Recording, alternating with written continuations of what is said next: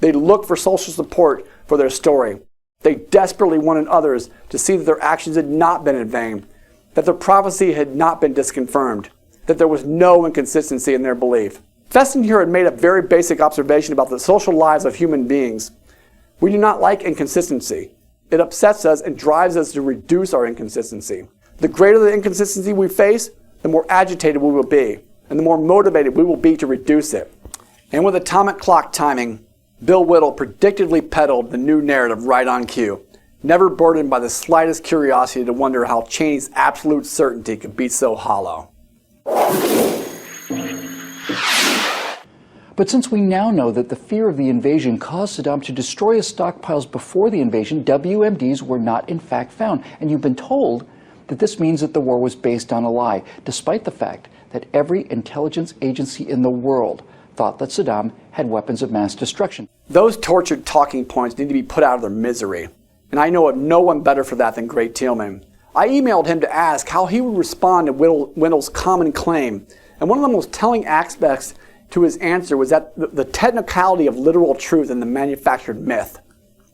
Tillman acknowledged that nearly everybody thought that Saddam had hidden away some mustard agent left over from the 1980s.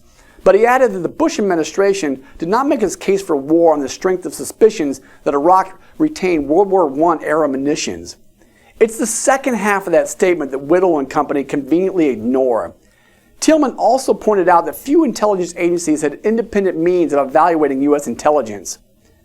He brings up the infamous Downing Street memos that explicitly state, quote, Bush wanted to remove Saddam through military action, justified by the conjunction of terrorism and WMD, but the intelligence and facts were being fixed around the policy.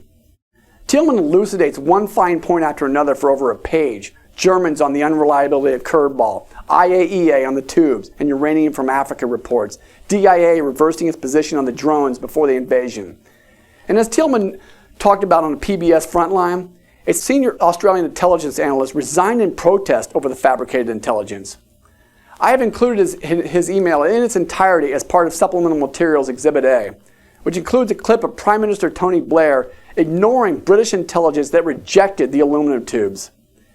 As for that abysmal absurdity about Saddam destroying his stockpiles out of fear, Bill Whittle and his world gleefully turned a technicality into a fairy tale. That he could stand there and make that claim without a scrap of evidence is on par with the seekers in their saucer.